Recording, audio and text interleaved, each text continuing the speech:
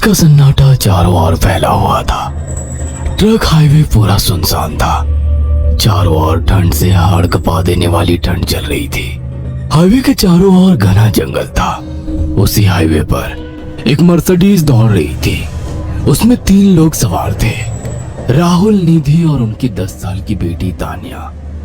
राहुल अपने दोस्त सैफ के घर ईद की पार्टी में शामिल होने के लिए गया था और पार्टी करके घर लौट रहा था। निधि ने मुस्कुराकर ड्राइव करते हुए राहुल से कहा, कुछ भी कहो राहुल, आज तो ईद की पार्टी में मजा आ गया। हाँ, मेरा दोस्त बहुत ही बिंदास और हंसी मजाक करने वाला व्यक्ति है।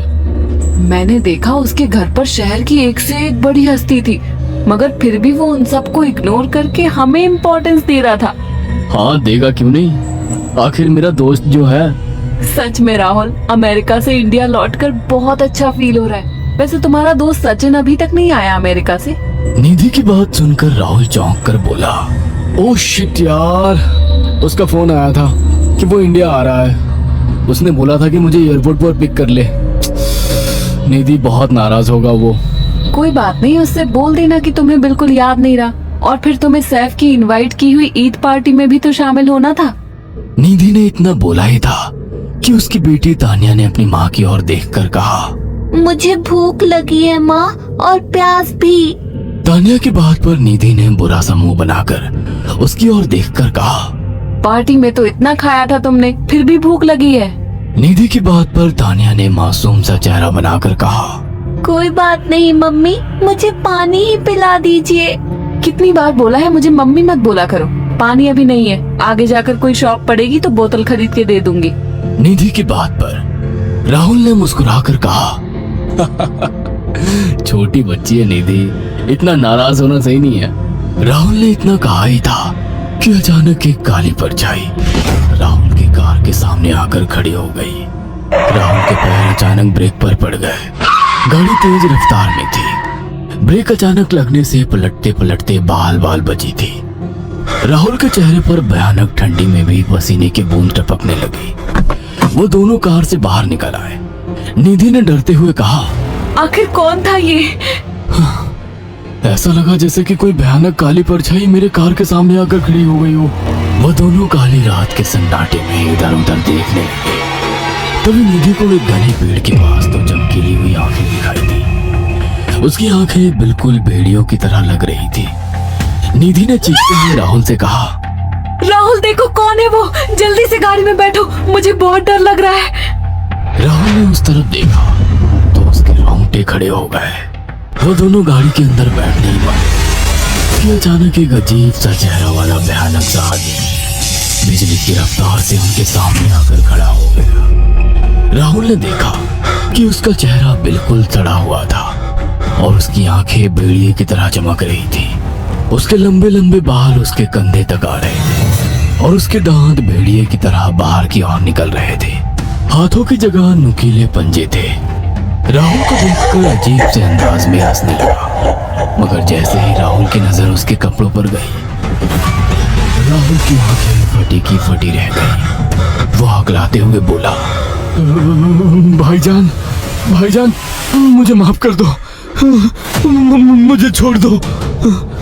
राहुल ने इतना कहा ही था कि अचानक उस अजीब से देखने वाले भयानक आदमी ने अपने पंजों से राहुल की गर्दन कसकर पकड़ ली और एक ही सेकंड में उखाड़ कर जमीन पर फेंक दी। राहुल के धड़ से लाल रंग का खून का फुहारा फूट पड़ा।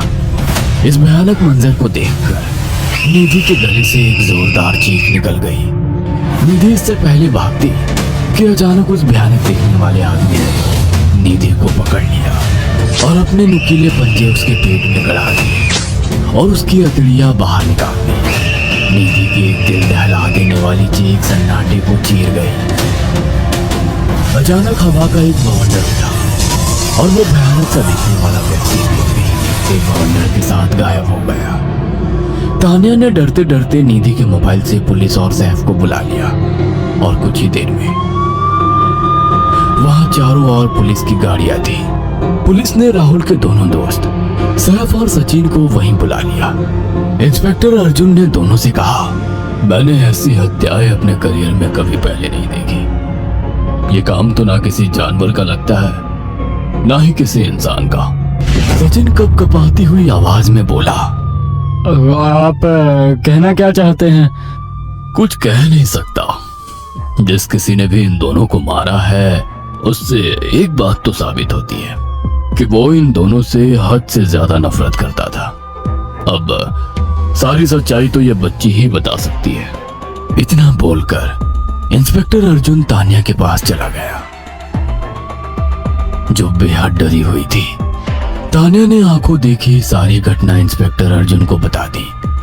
तानिया की बात सुनकर इंस्पेक्टर अर्जुन कंफ्यूज चेहरा लेकर मोबाइल पर किसी से बात करने लगे। सचिन इंस्पेक्टर के पास आ गया और सैफ भी डरता हुआ इंस्पेक्टर अर्जुन के पास आकर बोला, क्या हुआ इंस्पेक्टर? तानिया ने क्या बताया? उसने जो बताया वो काबिल यकीन नहीं है। उसकी बात पर किसी भी तरह से यकीन नहीं किया जा सकता। फिर भी कुछ तो बताया इंस्पेक्टर। हाँ, उस बच्चे के मुताबिक एक भूत ने निधि और राहुल को बड़ी बेदर्दी से मारा है। इंस्पेक्टर की बात सुनकर दोनों बुरी तरह से चौंक गए। क्या मतलब है इस बात का? बच्ची बेहद डरी हुई है। हम आगे की तफ्तीश जारी रखेंगे। निधि और राहुल तो चले गए, अब तानिया को मैं रख लूंगा। नहीं, राहुल मेरा अच्छा दोस्त था। तानिया अब मेरे साथ रहेगी। देखिए, बच्ची के माँ बाप अब इस दुनिया में नहीं है और आप दोनों भी शादीशुदा हैं। मुझे नहीं लगता कि आप दोनों बच्ची की सही से देखभाल कर सकते हैं। मेरी कोई औलाद नहीं है। मैंने अपनी पत्नी को फोन कर दिया है, वो भी IPS ऑफिसर है। ये बच्ची आज से मेरे साथ रहेगी। उसका मासूम चेहरा मेरे दिल में उतर गया है। अब तुम दोनों जा सकते हो। पूछताछ के लिए मैं जब भी तुम्हें बुलाऊं तुम दोनों आ जाना। इंस्पेक्टर ने ये बात बोली ही थी कि अचानक वहां पर मौसम बदल गया। चारों ओर काली घटाएं छा गई और एक भयानक बवंडर उठा और देखते ही देखते सब पुलिस वालों के सामने वो भयानक चेहरे वाला आकार सबके सामने खड़ा हो गया। उसको देखकर सबके रोंगटे खड़े हो गए। देखते ही देखते उसने अपने भयानक पंजे सैफ की आंखों में डाल कर उसकी आंखें निकाल ली। सैफ ने चीखते हुए वहीं दम तोड़ दिया। उस भयानक आदमी को देखकर सचिन उसके पैरों पर गिर गया। तुम तो भाईजान से कपड़े पहने हो। मैं समझ गया, तुम भाईजान हो। मुझे माफ कर दो भाईजान, मुझे यहाँ से जाने दो। मैंने कुछ नहीं किया था। वो भयानक चेहरे वाला गुर्राते हुए बोला, बता इन सबको कि ये सब इतनी भयानक मौत क्यों मरे। सचिन दौड़ता हुआ इंस्पेक्टर अर्जुन के पास गया और बोला, मैं जानता हूँ इसने इन तीनों को क्यों मारा। इसका नाम भाईजान था। जब ये जिंदा था ये किसी का भाई किसी की जान था। बहुत साल पहले ये हम सबका बहुत अच्छा गहरा दोस्त और बिजनेस पार्टनर था। ये सबकी बहुत मदद किया करता था। इसकी प्यारी सी बेटी थी तानिया, जो इस वक्त कार के अंदर बैठी हुई है। ये इसी की बेटी है। भाईजान अपने सारे पैसों से एक बहुत बड़ा हॉस्पिटल खोलना चाहता था, जिससे गरीबों का मुफ्त इलाज किया जा सके, मगर हम तीनों इसके लिए तैयार नहीं थे। हमारी नीयत उसकी दौलत पर खराब थी और एक दिन हम सब धोखे से ईद के दिन भाईजान को यहाँ ले आए और इसे मारकर फेंक दिया। तो फिर तुम सबने इसकी बेटी को क्यों जिंदा छोड़ दिया? हमें बाद में पता लगा कि भाईजान ने सारी जायदाद अपनी बेटी के नाम कर दी है, इसीलिए हमने भाईजान की पत्नी को भी मार दिया। और तानिया का तुम 18 साल की उम्र पूरी करने का इंतजार कर रहे थे ताकि सारी जायदाद अपने नाम करा सको और बाद में उसे भी ठिकाने लगा सको। इसी के लिए तुम दोनों इस मासूम बच्ची को अपने साथ रखने की जिद कर रहे थे। जी, आपने बिल्कुल सही कहा। हम तानिया को भी इसी जगह लाकर मार देते। सचिन की बात सुनकर इंस्पेक्टर अर्जुन की आंखों में खून उतर आया। इंस्पेक्टर अर्जुन के कुछ कहने से पहले ही भाईजान बिजली की रफ्तार से इंस्पेक्टर अर्जुन की आंखों के सामने से सचिन को पकड़कर ले गया और उसके शरीर के टुकड़े टुकड़े कर दिए और हवा में उठे एक तेज बवंडर के साथ गायब हो गया। सारी घटना इंस्पेक्टर अर्जुन की आंखों के सामने हुई थी। तानिया को इंस्पेक्टर अर्जुन और उसकी पत्नी ने अपनी बेटी की तरह पाला। अगर आपको हमारी ये कहानी पसंद आई हो तो इसे लाइक और शेयर करना ना भूलें।